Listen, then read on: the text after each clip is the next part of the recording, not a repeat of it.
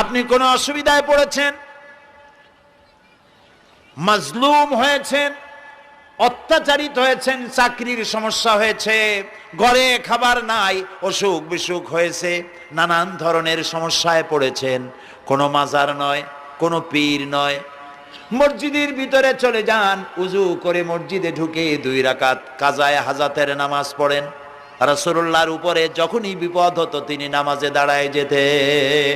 সুবহানাল্লাহ বলো। আপনি কেন যাবেন একটা কবরের কাছে? আপনার সাহায্য কামনার জন্য কোনো পীর নয়, আপনার সাহায্যের জন্য কোনো কবর নয়, সাহায্য পাওয়ার জন্য কে? আল্লাহ চান আপনার ঈমানটা খালেস হোক। আল্লাহ তাআলা এটা বরদাস্ত করতে পারেন না যে মানুষ কারো কাছে গিয়া আরেকজনের কাছে গিয়ে নথি স্বীকার করুক। আল্লাহ সহ্য করেন না। ইন্নাশ শিরকা লাযুলমুন আযীম। শিরক হচ্ছে